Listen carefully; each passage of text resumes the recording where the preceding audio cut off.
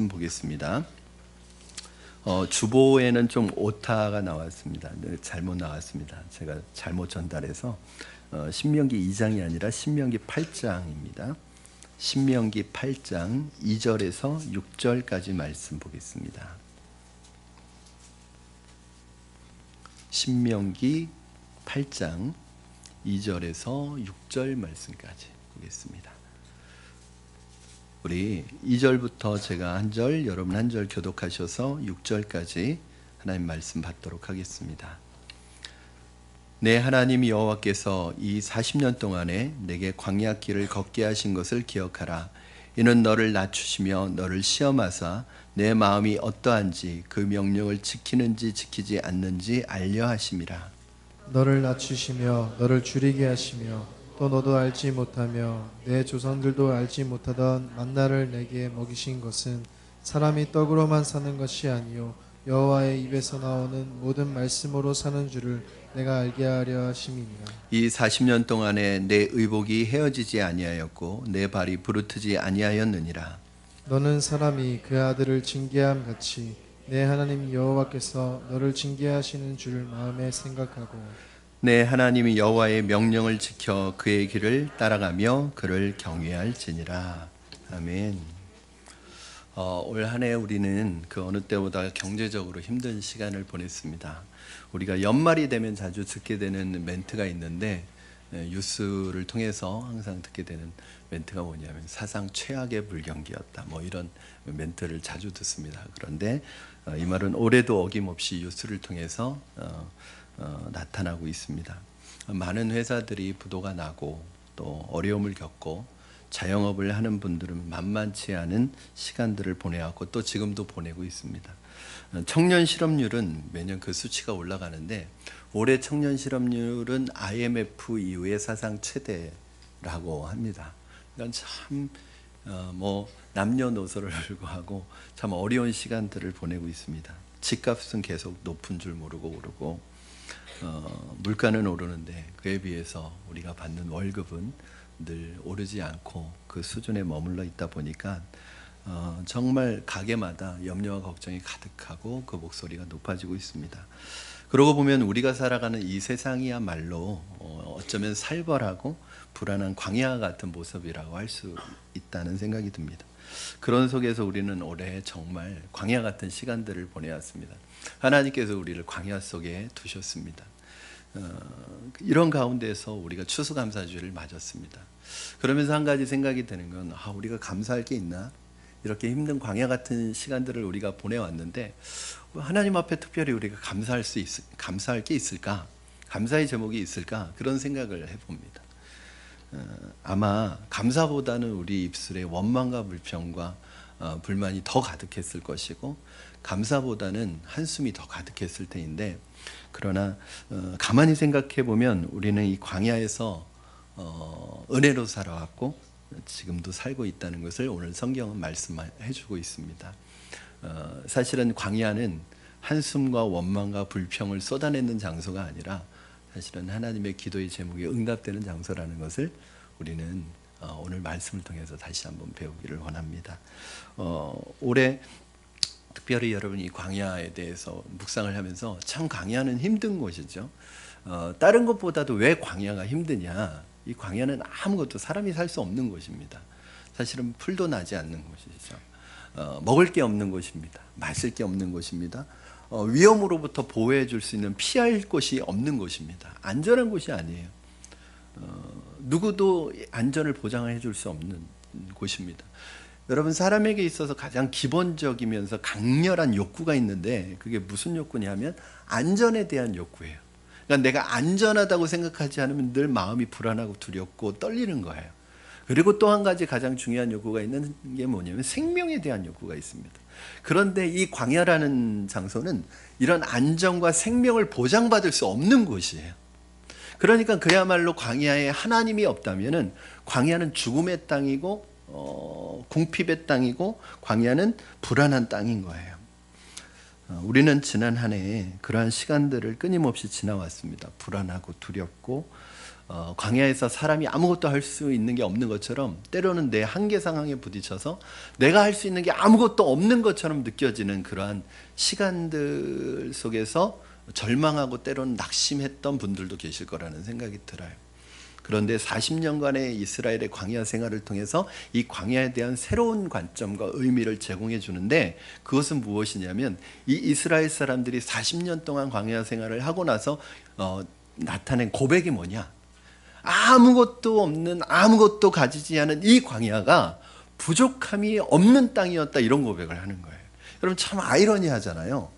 아무것도 없고 먹을 것도 없고 마실 것도 없고 그야말로 아무것도 없는 그 땅이 살아서 그 땅에서 부족함이 없었다는 거예요. 부족함이. 광야에서 아무것도 없었기 때문에 하나님이 내려주시는 만나를 기다릴 수밖에 없었고, 광야에 아무것도 없었기 때문에 하나님만 의지할 수밖에 없었어요. 그런데 그렇게 공급해 주시는 하나님을 경험해 보다 보니까 이것이 훈련이 되기 시작하는 거예요. 그래서 당장 내 눈앞에 먹을 것이 보이지 않아요.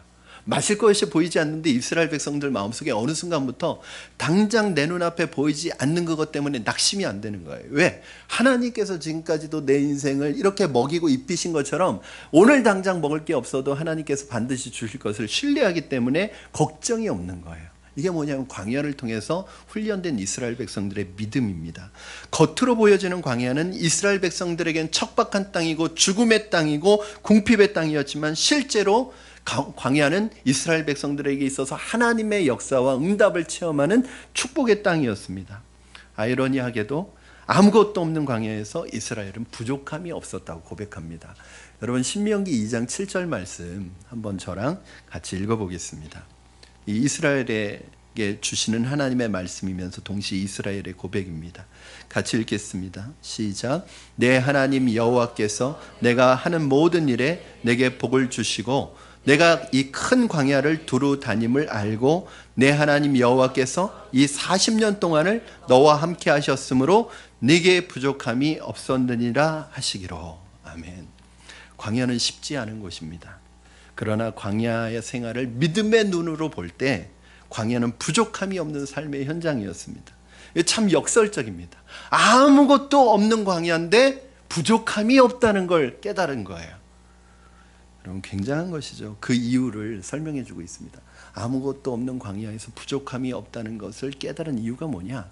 그럴 수 있었던 이유가 뭐냐면 7절 말씀에 보니까 내 하나님 여호와께서 이 40년 동안 너와 함께 하셨기 때문에 그 부족한 광야에서 부족함을 모르고 살았다는 거예요. 아무것도 없는 광야였지만 그곳에 하나님이 함께 하셔서 부족함을 모르고 살았다는 고백을 하고 있는 거예요. 그 비결이 뭐냐? 부족함이 없는 거예요. 그러니까 여러분 우리가 광야에 있느냐 광야에 없느냐가 중요한 게 아니에요. 내가 처한 환경이 상황이 좋으냐 좋지 않느냐가 중요한 게 아니라 그 상황과 환경 속에 나는 하나님과 함께 있느냐 하나님이 내가 함께 하지 않느냐가 더 중요한 거예요. 다윗도 이런 비슷한 고백을 합니다. 시편 23편 1절 말씀에 여호와는 나의 목자시니 내게 부족함이 없으리로다. 그가 나를 푸른 초장과 쉴만한 물가으로 인도하시는도다. 여러분 여호와가 나의 목자시고 나와 함께 하시니까 부족함이 없대요. 이게 이 다윗의 고백이 좋은 환경 속에서 나온 고백일까요?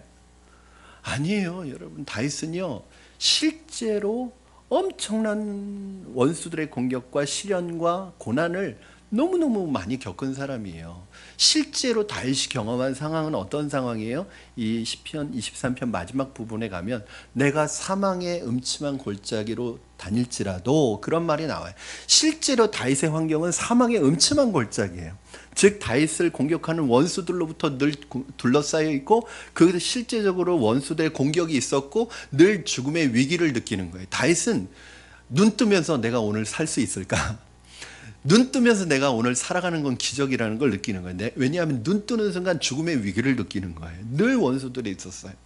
늘 긴박한 상황 속에 있었어요. 이게 실제 다윗의 상황이었어요. 이걸 뭐라고 표현하냐면 사망의 음침한 골짜기로 표현하는 거예요. 그런데 이런 사망의 음침한 골짜기라는 상황에 있는 다윗의 고백으로 뭐라고 얘기하냐면 부족함이 없었다. 그러면서 뭐라고 그래요? 이 사망의 음침한 골짜기가 푸른 초장과 쉴만한 물가라는 거예요. 여러분 이게 놀라운 거예요.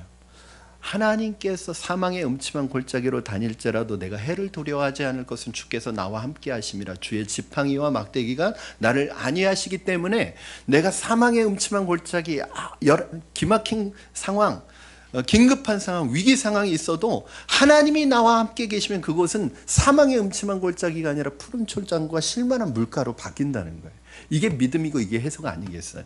여러분, 우리들의 삶이 때로는 정말 사망의 음침한 골짜기와 같이 그렇게 답답하고 한숨 짓고 낙심되고 절망이 되는 상황이 얼마나 많아요. 그거는 뭐냐면 우리 실제 상황이, 우리 실제 눈에 보여지는 환경이. 그런데 그것을 어떻게 해석해야 돼요? 그 상황 속에서 하나님밖에 의지할 수가 없어요. 하나님밖에 바라볼 수가 없어요. 여러분, 사람 의지하지 마시고 사람 바라보지 마세요. 큰 도움 안 됩니다. 믿는 도끼에 발등 찍히게 돼 있어요.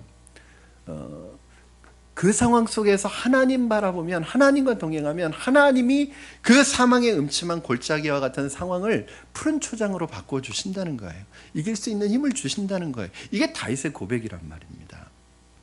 하나님께서 함께 하시면 광야에서도 기뻐하고 즐거워합니다. 평안을 느낍니다. 안전을 확신합니다.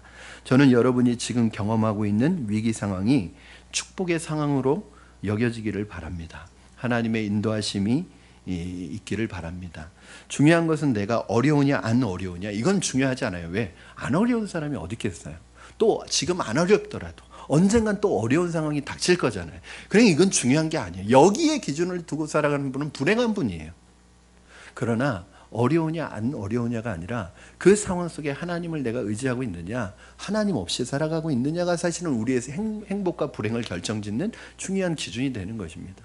저는 여러분이 어떠한 상황 속에서도 동행하시는 하나님과 동행하시고 그 하나님을 붙드시고 의지하시기를 바랍니다.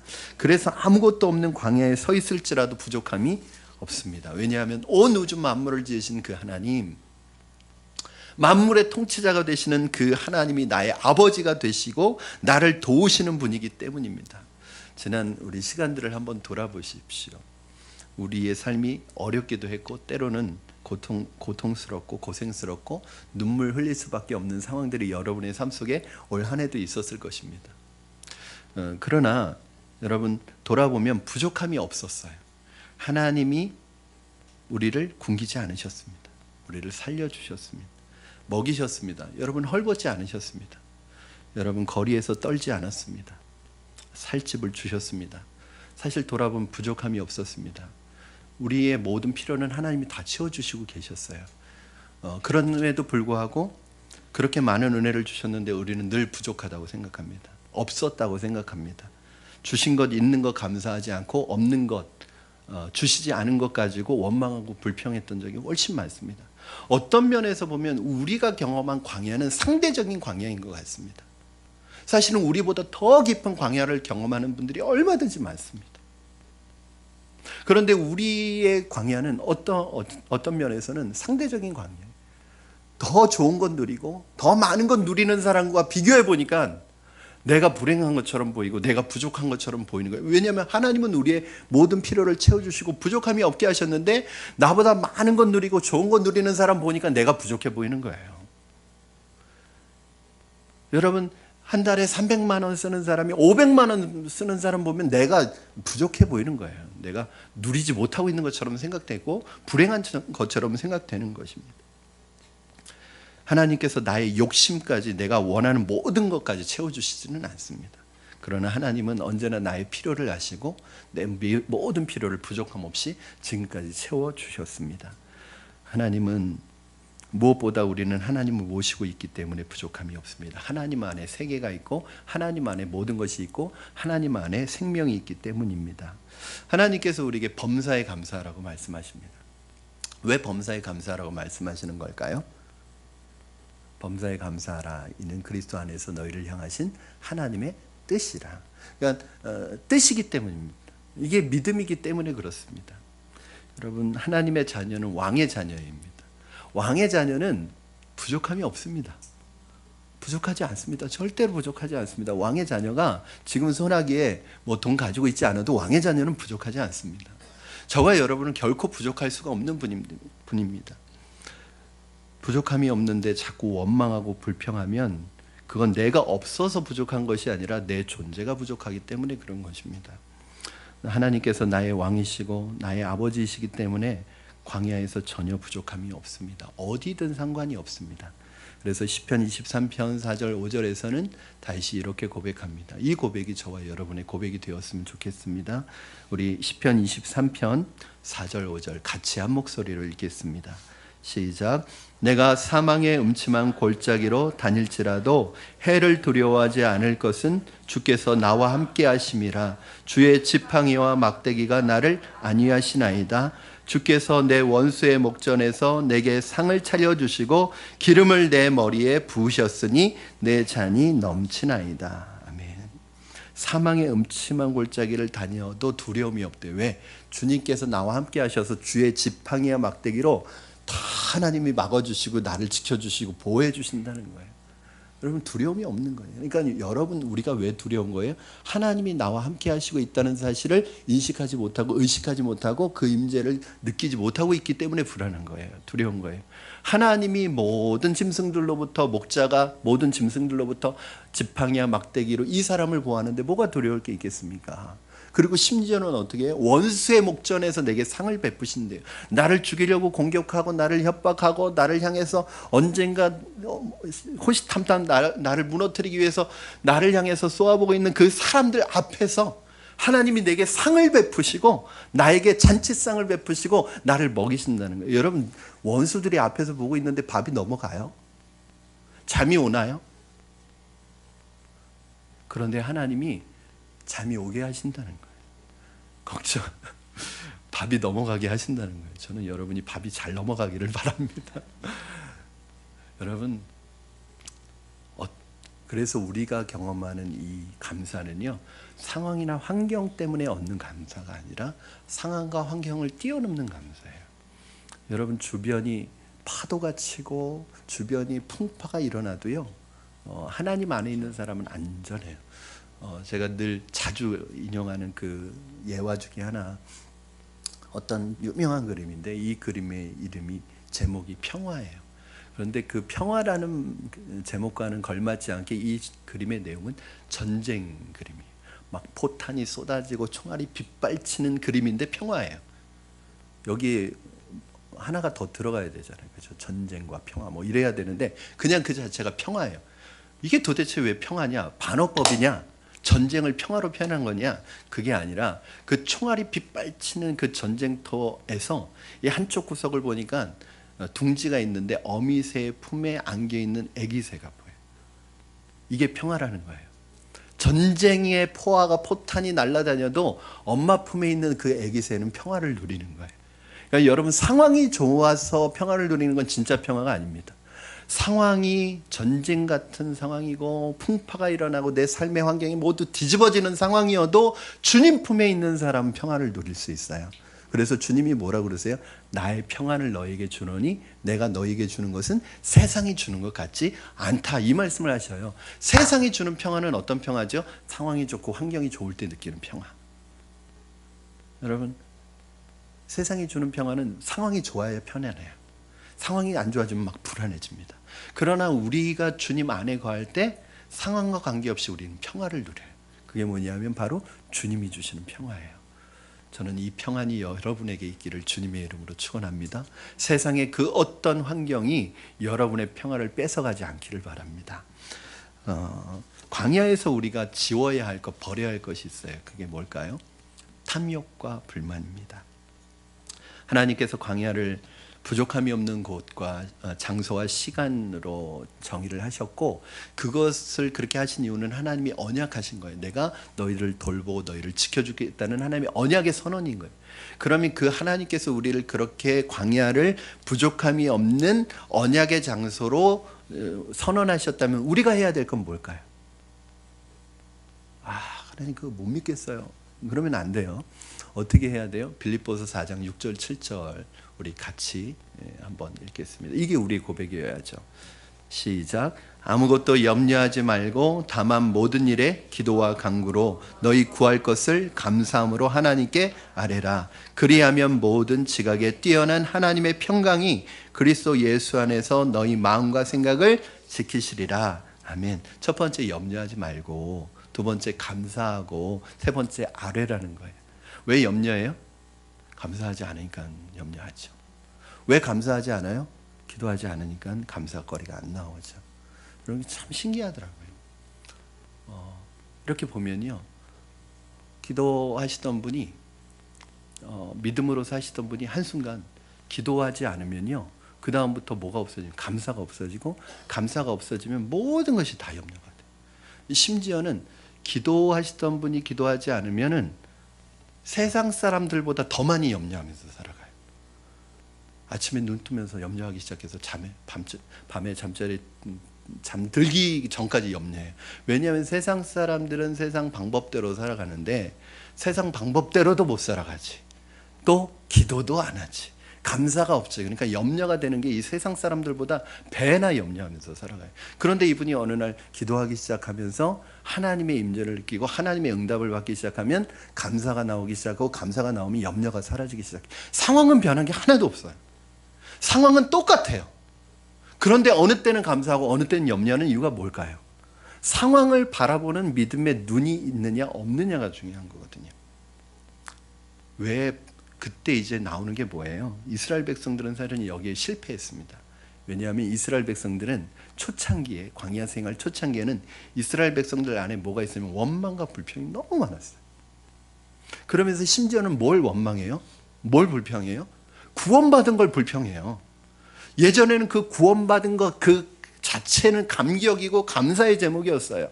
홍해를 건너오면서 이스라엘 백성들은 하나님 앞에 찬양했어요. 우리를 구원해 주신 하나님을 찬양했어요. 그런데 조금 가다가 어려움에 부딪히니까 뭐라고 그래요? 왜 우리 꺼내왔느냐는 거예요. 왜 애굽에 잘 살고 있는 우리를 데리고 나와서 이 고생을 시키냐는 거예요. 여러분, 이건 무서운 거예요. 우리가 믿음, 예수님 믿고 구원받았어요. 천국의 백성이 됐어요. 천국을 소유했어요. 그런데 조금 어려움이 온다고, 야, 내가 예수 괜히 믿었나 보다. 안 믿었을 때가 훨씬 좋았는데, 뭐 이런 생각한다면 이건 너무너무나 하나님의 마음을 아프게 하는 거죠. 그런데 성경은 이러한 원망과 불평이 어디에서 오느냐 봤더니 민수기 14장 4절에 보니까 탐욕에서 왔다는 거예요. 탐욕, 욕심.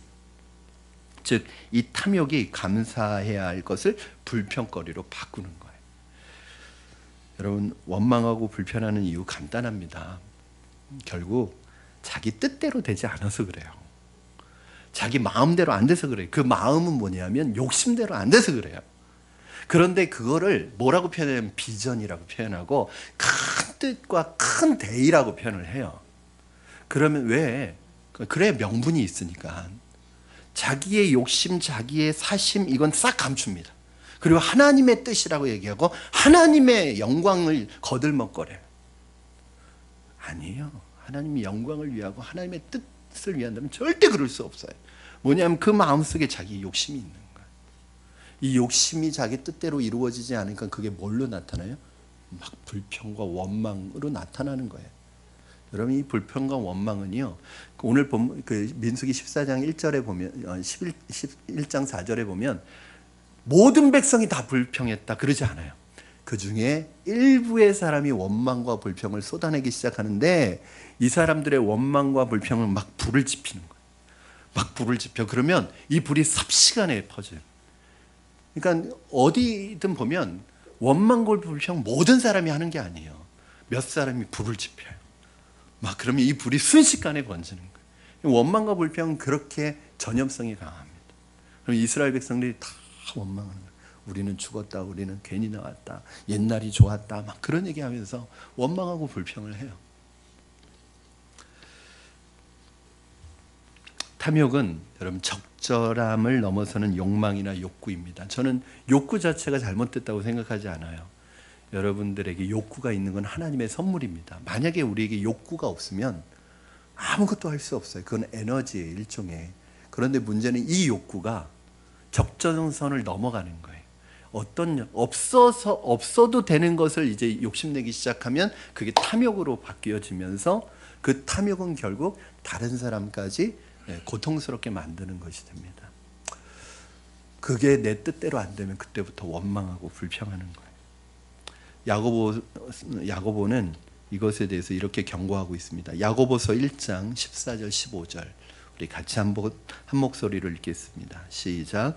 오직 각 사람이 시험을 받는 것은 자기 욕심에 끌려 미혹됨이니 욕심이 잉태한즉 죄를 낳고 사망을 낳느니라. 결국 이 탐욕은 뭘 낳아요? 죄를 낳는데, 죄. 그러니까 이 죄는 탐욕, 욕심으로부터 오는 거예요. 그리고 이 욕심은, 이 죄는 사망을 낳는다.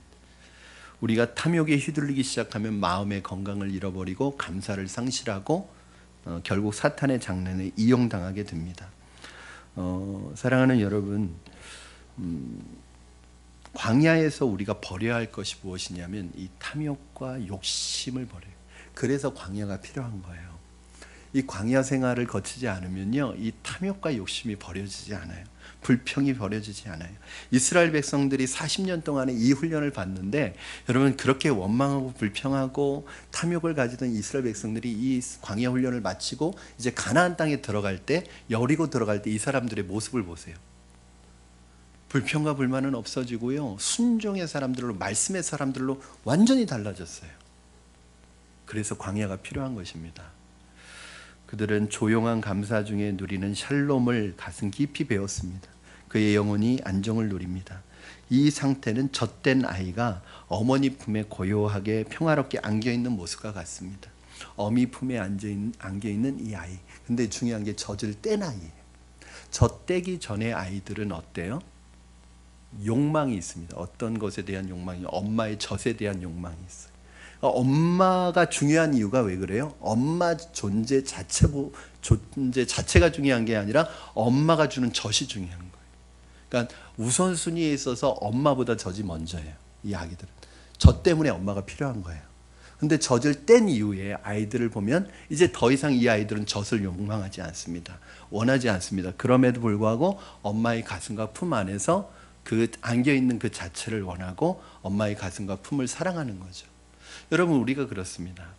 바로 하나님 안에 안겨있는, 하나님 품 안에 있는 이것 자체가 우리의 행복이어야 되는 거예요. 헌신예배에 초청을 받은 강사 목사님에게 그 교회에서 사무직원이 연락을 했어요. 목사님, 설교 제목 좀 가르쳐 주세요. 그래서 이 목사님이 여호와는 나의 목자시니 이렇게 얘기했답니다. 그랬더니 이 사무직원이 그 교회에 들어온 지 얼마 안 되는 분이었는지, 여호와는 나의 목자시니 그리고 뒷말이 안 나오니까 문장이 완성이 안 됐잖아요. 그래서 이렇게 물었답니다. 목사님, 뒷부분은 뭐죠? 이렇게 물었대요. 그때 이 목사님께서 그렇게 대답했답니다. 그거면 되지 뭐가 더 필요해? 이렇게 대답을 했대요.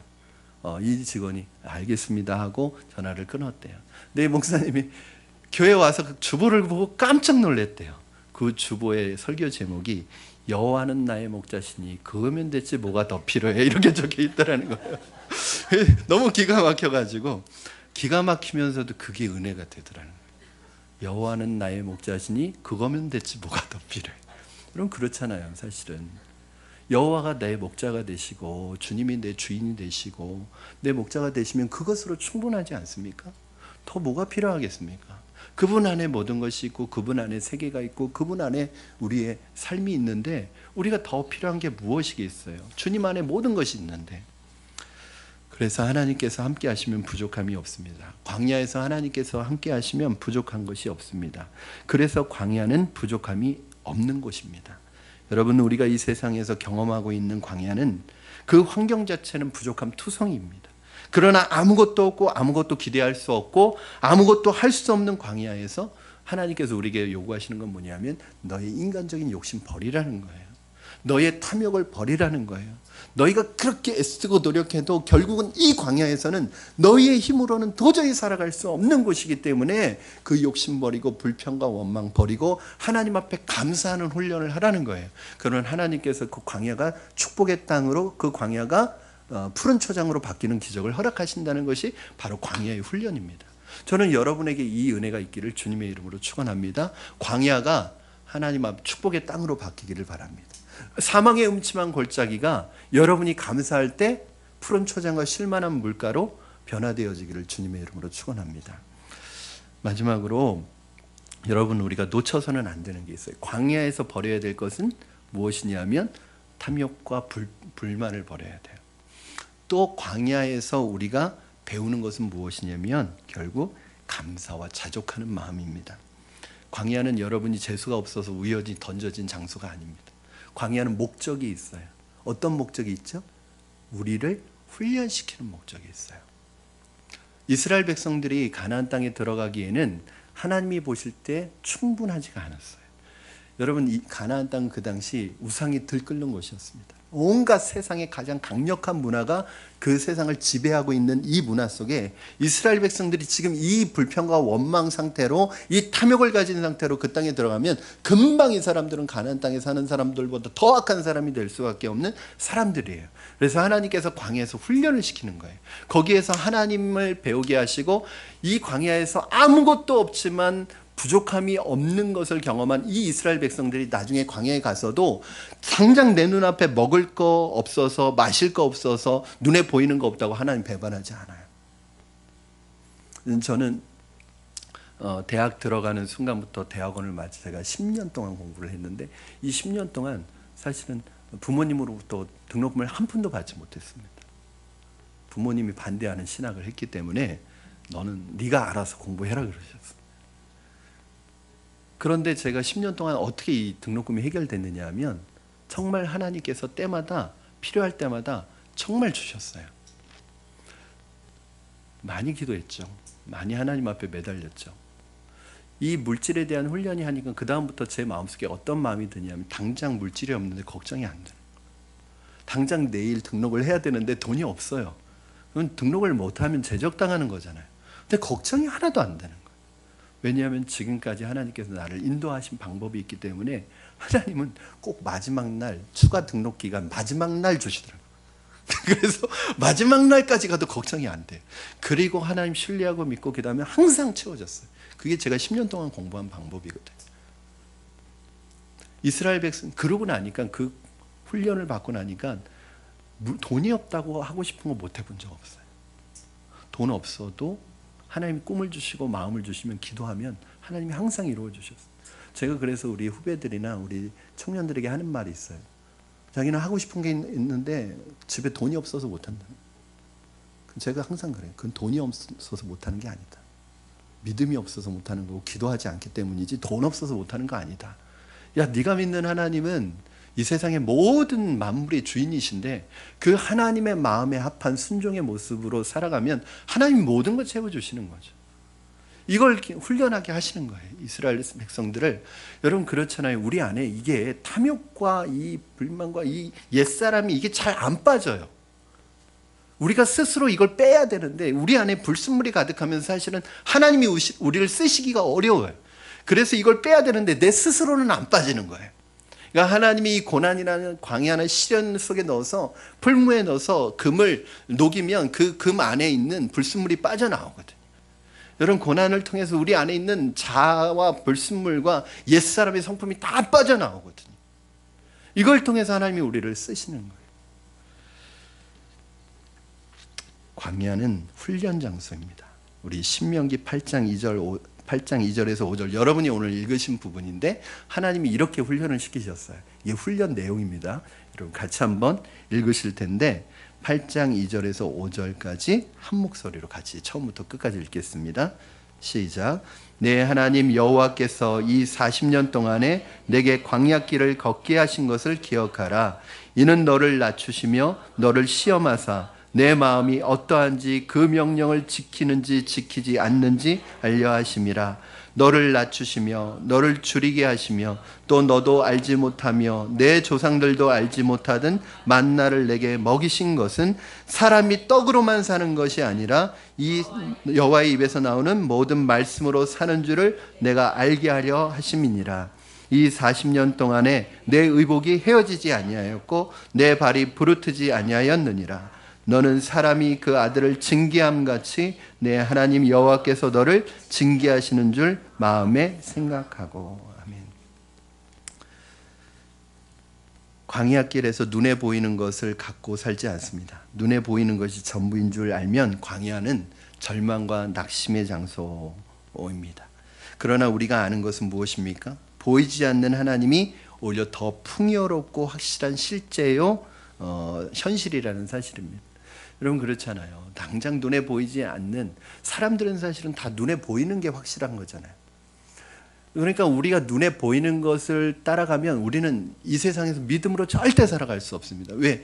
여러분 매일매일 순간순간 세상은 우리에게 뭘 요구하냐면 이렇게 보여지는 걸 요구하면서 이렇게 확실한데 너 믿음으로 살아갈 수 있느냐는 거죠. 세상 사람들은 항상 우리에게 통계를 들이댑니다.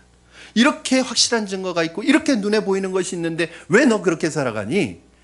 여러분 이때 눈에 보이는 것에 우리가 집중하기 시작하면 눈에 보이지 않는 하나님의 역사를 경험하지 못해요. 모든 면에서 자녀를 양육하는 데 있어서 세상 사람들이 보여준 통계를 가지고 들이대면 우리는 믿음이 약해질 수밖에 없습니다. 직장생활할 때 사회생활할 때 모든 면에서 눈에 보이는 거 생각하면 우리는 그 사람들과 경쟁 자체가 안 됩니다. 그때 나는 연약하고 나는 부족하고 나는 실수 많고 나는 연약하지만 그러나 나와 함께 하시는 하나님의 능력은 그 현실보다도 높고 오히려 그 보이는 현실보다도 보이지 않는 하나님이 더 실제적이라는 것을 믿음으로 고백하고 알아야 되는 거예요. 이게 사실은 광야를 통해서 하나님이 보이지 않는 하나님을 보게 하시는 실제입니다. 보이는 양식이 없는 곳에서 하나님은 날마다 우리를 먹이시는 거예요. 보이는 방어물이 없는 피할 곳이 없는 곳에서 하나님은 불과 구름 기둥으로 날마다 우리를 지켜주시는 거예요. 여러분 그래서 믿음은 바라는 것들의 실상이요 보이지 않는 것들의 증거라고 말하는 거예요. 여러분 보이지 않아서 두려우십니까? 보이지 않아서 불안하십니까? 여러분 보이는 거에 속지 마세요. 보이는 것 때문에 여러분 오히려 실패할 수 있습니다. 왜? 보이는 게 진실은 아니기 때문에 그래요. 그런 말이 있어요. 사실이지만 진실은 아니에요. 보이는 거 사실이에요. 그러나 팩트예요. 그렇죠? 진실은 아닐 수 있어요. 하나님의 사람은 환경으로 사는 것이 아니라 무에서 유를 창조하신 아버지 하나님으로 사는 사람들입니다. 믿음의 사람은 먹는 떡으로 사는 것이 아니라 보이는 떡으로 사는 것이 아니라 보이지 않는 하나님의 말씀의 떡으로 사는 사람이라는 것을 여러분 기억하시기 바랍니다. 광야에서 우리는 그러한 믿음을 배우는 것입니다. 바울이 사도로 부르심을 받고 나서 여러분 바로 사도로 사역을 한 게 아니에요. 다메섹 도상에서 빛 가운데 나타나신 하나님을 만나고 사도로 부르심을 받는데 이 바울에게 어떤 시간들이냐면 성경에 거의 안 나와요. 그 시간들에 대해서는. 그러나 짧게 한번 언급합니다. 아라비아 광야에서 시간을 보냈어요. 아라비아 광야에서 3년의 시간을 보냅니다. 그래서 보통 우리 신학대학원 커리큘럼이 3년 과정이거든요. 그 여러 가지 썰이 있어요. 왜 3년이냐 대학원이 2년도 아니고 예수님이 공생의 3년 기간이기 때문에 3년이라는 썰이 있고 또 하나는 이 사도 바울이 3년 동안 광야에서 훈련받았기 때문에 3년이라는 그런 이야기도 있는데 오히려 저는 후자가 맞다고 생각이 들어요. 광야에서 이 바울이 배운 게 있어요. 여러분 그래서 하나님이 쓰시는 사람들에게 공통점이 있는데 다 광야 학교에 입학을 합니다. 여러분 혹시 광야 학교에 수료증 있습니까? 단언하건대 그거 없으면 하나님 앞에 쓰임받지 못합니다. 광야 학교 졸업장이 있으셔야 돼요. 그러므로 여러분 광야를 두려워하시면 안 됩니다. 왜냐하면 모든 하나님의 사람이 이 광야를 경험해요. 그러니까 이 광야를 빨리 맞추셔야 돼요. 자꾸 재수하고 삼수하고 유급당하고 그래서 10년 20년 계속 광야에 머무르시면 안 되고 이 광야에서 빨리 하나님 앞에 이 훈련을 받으셔야 되는데 이 바울이 이 광야에서 배웠던 비결이 있어요. 뭘 배웠느냐? 빌립보서 4장 11절 13절 내용입니다. 우리 한번 같이 읽겠습니다. 11절부터 13절 시작. 내가 궁핍함으로 말하는 것이 아니니라. 어떠한 형편에든지 나는 자족하기를 배웠노니 나는 비천에 처할 줄도 알고 풍부에 처할 줄도 알아. 모든 일 곧 배부름과 배고픔과 풍부와 궁핍에도 처할 줄 아는 일체의 비결을 배웠노라. 내게 능력 주시는 자 안에서 내가 모든 것을 할 수 있느니라. 아멘. 바울이 광야에서 배운 게 뭐예요? 자족하는 법을 배웠다는 거예요. 자족하는 법. 그럴 수밖에 없어요. 광야는 뭐가 안 나요. 아무것도 없는 곳이에요. 그곳에서 하나님이 주시면 먹고 안 주면 금식하고 그런 거예요. 그러니까 하나님이 주시는 것만 하나님이 주시는 공급해 주시는 것을 받는 훈련을 받은 거예요. 그러므로 내게 지금 궁핍하고 비천에 처해도 전혀 비참함을 느끼지 않아요. 풍부해져도 거기에 교만하지 않아요. 가난해도 하나님으로 족하고 넉넉해도 그 넉넉한 것 때문에 만족하는 게 아니라 영혼의 구주가 되신 하나님으로 만족하는 비결을 배운 거예요. 그러면서 바울이 뭐라고 해요? 내게 능력 주시는 자 안에서 내가 모든 것을 할 수 있느니라. 이 말은 나폴레옹이 했던 말처럼 내 사전엔 불가능이 없다 그런 말이 아니에요. 이 말 잘못 사용하시면 안 돼요. 난 뭐든지 할 수 있어 그러면서 내게 능력 주시는 자 안에서 난 모든 것을 할 수 있다 그 말이 아니라, 여기에서 능력은 뭐냐면 어떠한 상황 속에서도 자족하고 감사할 수 있는 능력을 말하는 거예요. 여러분, 그러나 우리 그렇지 않죠. 조금 돈이 수입이 들어오고 조금 통장에 잔고가 채워지면 막 기쁘고 즐겁고 하나님 찬양한다고 그러면서, 조금 어려워지고 통장에 잔고가 비어지고 조금 생활이 어려워지면 바로 우리는 하나님 앞에 원망하고 불평하고 불만을 쏟아내는 연약함이 있잖아요. 그게 아니라 어떠한 상황 속에서도 자족하는 비결을 배웠는데, 어떠한 상황 속에서 감사할 수 있는 일체의 비결을 배웠다는 거예요. 이게 능력이라는 거예요. 저는 여러분에게 돈 많이 버시는 능력도 중요하지만 그 능력도 있었으면 좋겠어요. 그러나 어떠한 상황 속에서도 만족하고 감사할 수 있는 능력이 저와 여러분에게 있기를 주님의 이름으로 축원합니다. 이게 진짜 능력이죠. 사랑하는 여러분, 저는 여러분이 어떤 환경 때문이 아니라 상황과 환경에 관계없이 자족하기를 바랍니다. 주신 것을 족한 줄로 아시기 바랍니다. 자꾸 욕심내지 마시기 바랍니다. 이 욕심은요, 끝이 없잖아요. 끝이.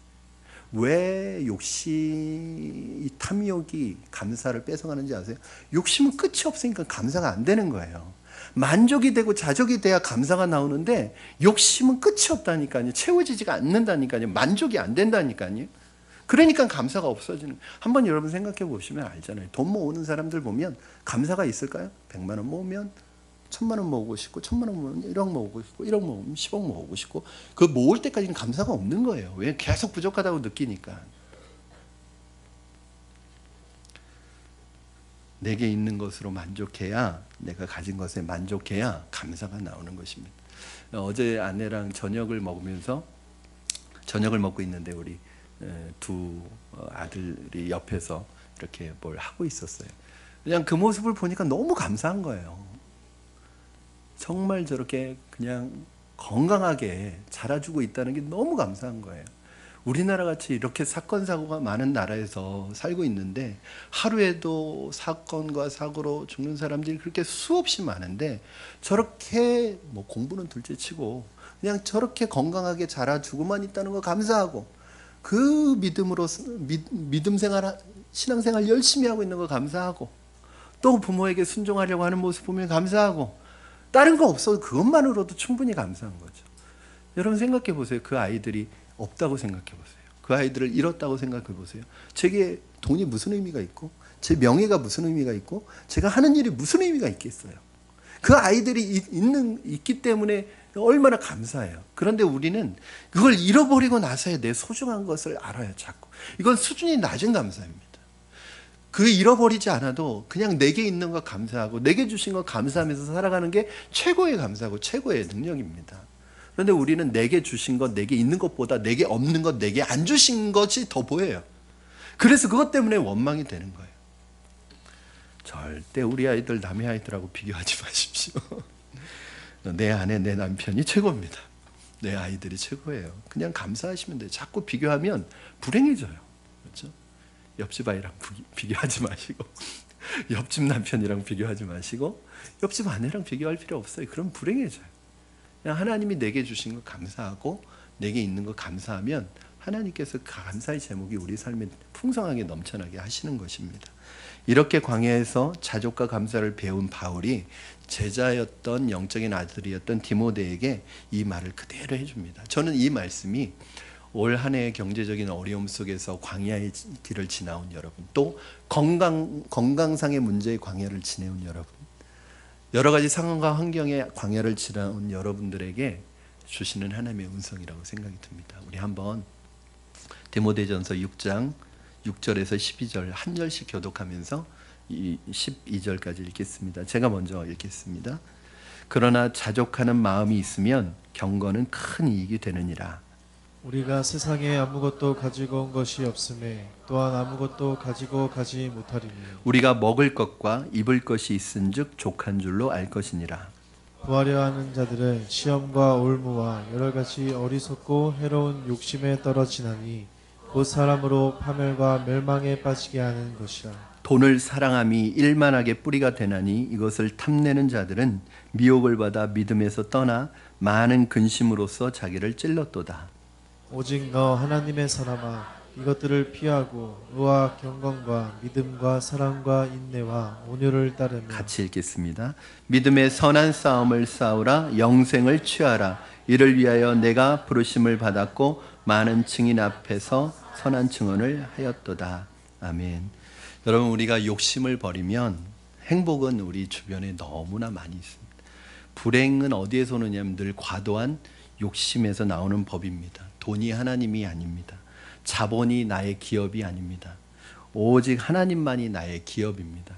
여러분도 잘 아시는 것처럼 레위인들, 구약의 12지파 중에 레위지파는 가나안 땅에 들어갈 때 땅을 분배받지 않았어요.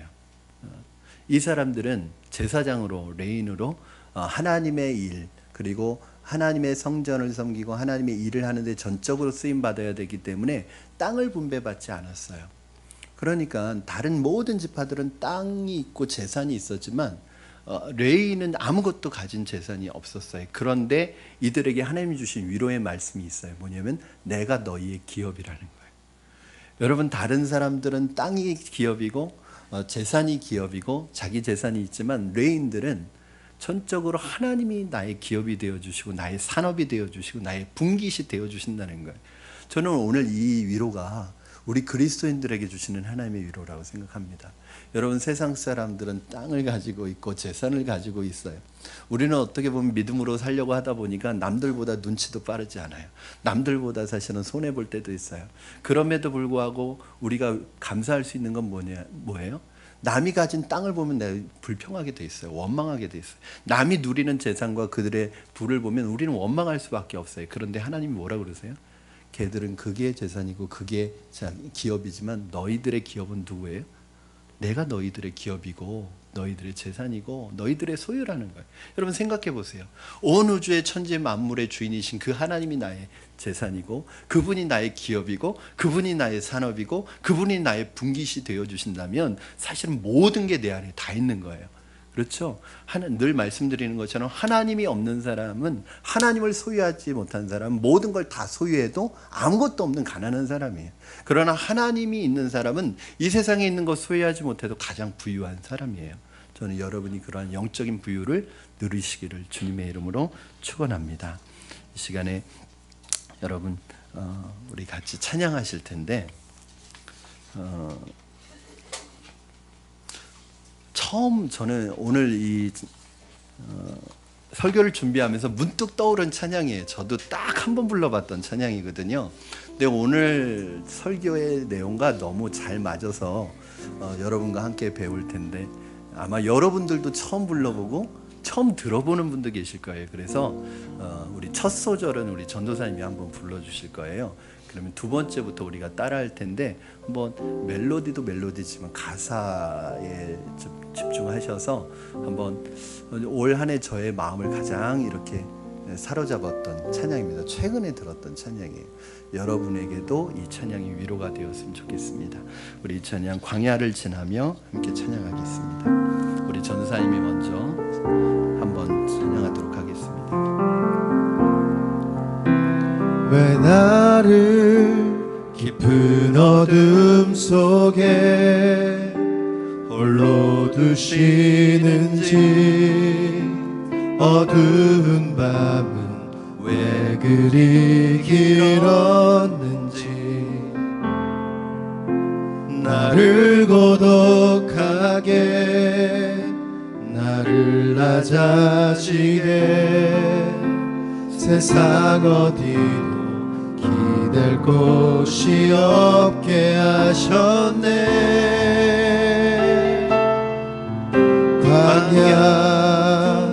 광야에 서 있네.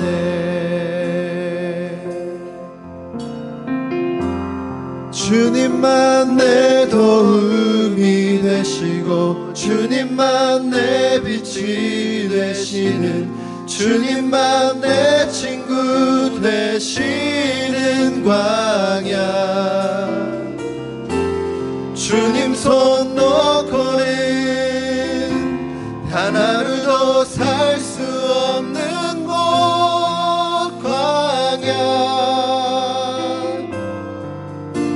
광야에 서 있네. 처음부터 찬양합니다. 왜 나를 깊은 어둠 속에 왜 나를 깊은 어둠 속에 홀로 두시는지 어두운 밤은 왜 그리 길었는지 나를 고독하게 나를 낮아지게 세상 어디도 기댈 곳이 없게 하셨네.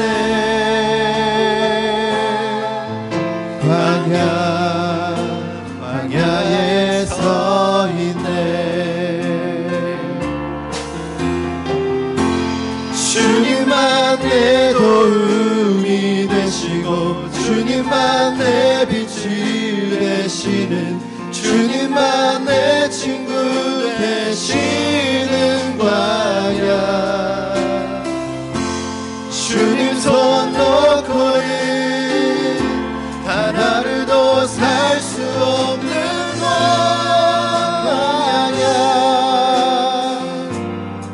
광야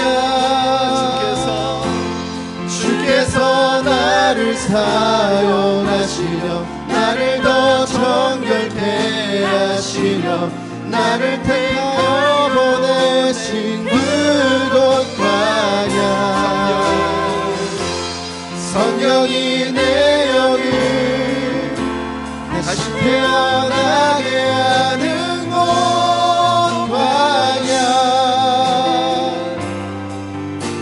광야에 서 있네. 내 자가 산산이 깨지고 높아지려 했던 내 꿈들도 주님 앞에 내려놓고 오직 주님 뜻만 이루어지기를 나를 통해 주님만 드러나시기를 광야를 지나며 우리 이 시간에 주신 말씀 붙들고 같이 합심해서 기도하겠습니다. 하나님, 올 한 해 하나님 광야의 길을 우리가 걸어왔습니다. 때로는 절망하고 때로는 낙심하고 한숨 짓고 눈물 흘릴 수밖에 없는 상황들이 우리의 삶에 펼쳐졌습니다. 그 상황 속에서 하나님 찬양하고 감사하기보다는 하나님 신뢰하기보다는 원망하고 불평하고 하나님을 향하여 불만을 쏟아내었던 우리의 연약한 모습들을 주님 고백합니다. 하나님, 이제 주님 없이 살 수 없게 하시고 주님 손 붙들게 가시게 하시고 우리의 삶에 앞으로도 이어질 광야의 삶을 주님 손 붙들고 믿음으로 살아가는 우리가 되게 하여 주시옵소서. 우리가 걸어가는 광야길이 축복의 땅으로 바뀌어지게 하시고 음침한 사망의 골짜기가 푸른 초장과 실만한 물가로 바뀌게 하여 주시고 광야 속에서 하나님 자족하는 법과 하나님을 향하여 감사하는 법을 배울 수 있는 주의 사람들 되게 하여 주시옵소서. 환경과 상황에 짓눌리기보다는 환경과 상황을 넘어서는 하나님의 평안을 누리게 하여 주시옵소서. 이 시간에 주신 말씀 붙들고 우리 믿음으로 간구하며 나가도록 하겠습니다. 살아계셔서 역사하시는 하나님 은혜를 감사합니다. 오늘 하나님의 소리를 통하여 일하시옵소서. 하나님 찬양합니다. 아버지, 우리의 연약함 속에서 아버지 하나님 원망할 수밖에 없고 불평할 수밖에 없었던 우리의 연약함을 주님 용서해 주시고 우리를 새롭게 하여 주시고 일으켜 주시옵소서. 아버지, 광야가 축복의 땅이 되기를 원합니다. 하나님이 사막의 음침한 골짜기가 푸른 초장과 쉴만한 물가로 바뀌기를 원합니다. 광야 속에서 하나님 앞에 원망과 불평이 아니라 하나님 앞에 감사와 자족하는 법을 배우게 하시고, 하나님을 찬양하는 법을 배우게 하시고, 하나님을 향하여 믿음으로 일어서는 법을 배우게 하시고, 하나님을 향하여 마음으로 승리하는 법을 배울 수 있도록 주님 축복하여 주시고 역사하여 주시옵소서. 환과 상경에 얽매이지 않게 하여 주시고 눌리지 않게 하여 주시고, 상황과 환경을 뛰어넘어서는 하나님의 평강이 우리의 마음과 생각을 다스리는 삶을 살아갈 수 있도록 주님 축복하여 주시고 역사하여 주시옵소서. 하나님, 우리의 땅이 축복의 땅으로 변화되어 줄 수 있도록 도와주시고 역사하여 주시옵소서. 살아계신 하나님 아버지, 올 한 해도 여러 가지 광야의 길을 걸어오는 동안에 낙심과 절망이 우리를 사로잡을 때도 있었고, 원망과 불평이 우리 입술을 장식하는 순간이 많았습니다.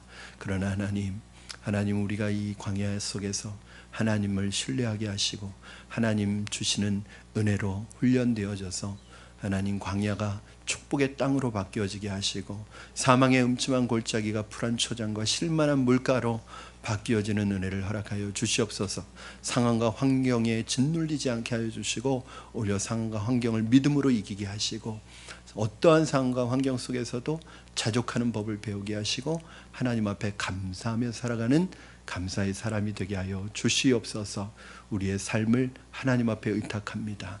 하나님, 우리의 삶을 인도하여 주시고 임재하여 주시옵소서. 감사하며 예수님의 이름으로 기도합니다. 아멘.